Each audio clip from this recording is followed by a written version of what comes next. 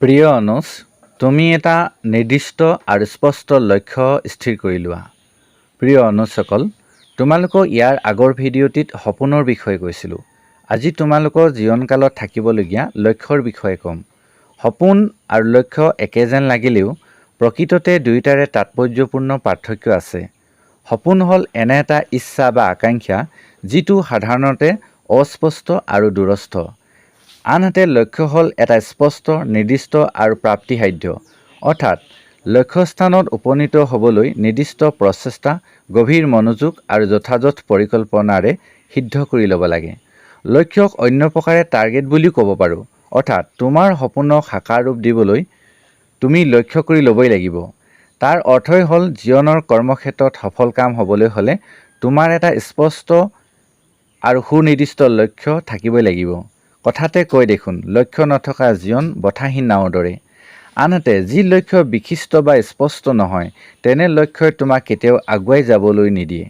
অনুজসকল, তোমালোকে বাস্তৱ ক্ষেত্ৰত এটা কথা মন কৰিছা যে বেছিভাগ মানুহেই যি হয় সেয়া হয় ঘৰৰ দাবীত, পৰিয়ালৰ হেঁচাত, সমাজৰ আশাত, পেটৰ তাড়নাত বা জীৱনৰ তাড়নাতহে। তোমালোকে জানানে, এইবোৰৰ পৰিণতি আচলতে তেওঁলোকৰ জীৱনত কোনো স্থিৰ লক্ষ্য নথকাৰ বাবেহে এনে হয়। আচলতে তেনে এটা লক্ষ্যকহে আদৰ্শ লক্ষ্য বুলি কোৱা হয়, যিটো হেঁচাৰ পৰিৱৰ্তে তীব্ৰ হেঁপাহ আৰু প্ৰেৰণাৰে ধাৰ্য কৰা হয়। জীৱনৰ লক্ষ্য স্থিৰ কৰাৰ কোনো সূত্ৰ বা পদ্ধতি নাই যদিও যিমান সোনকালে লক্ষ্য স্থিৰ বা নিৰ্বাচন কৰিব পাৰিবা, তোমাৰ হাতত সিমানেই সময় থাকিব। সেয়ে প্ৰিয় অনুজ, সময় থাকোঁতেই তোমাৰ সামৰ্থ্যৰ আওতাত এটা স্পষ্ট, নিৰ্দিষ্ট অৰ্থাৎ তুমি উপনীত হ'ব পৰা লক্ষ্য বান্ধি লোৱা আৰু একেলগে লক্ষ্য প্ৰাপ্তিৰ এক নিৰ্দিষ্ট সময়সীমা নিৰ্ধাৰণ কৰি লোৱা।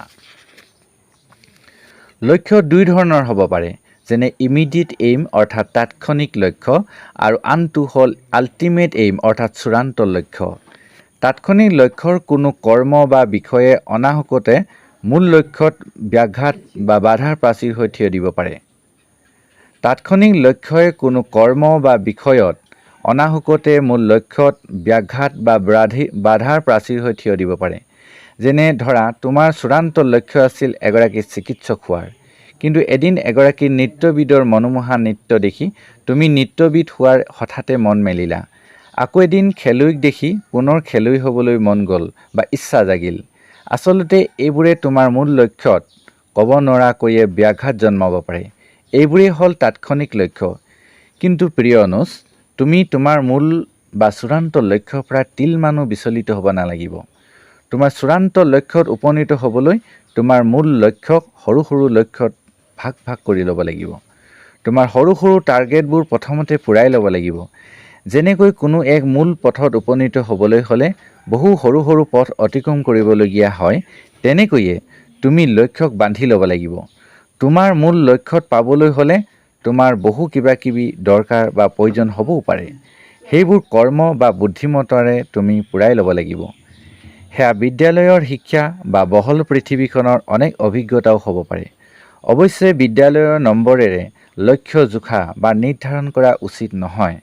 বিদ্যালয়ৰ নম্বৰ লক্ষ্যৰ প্ৰয়োজনতহে লোৱা উচিত। ধন্যবাদ।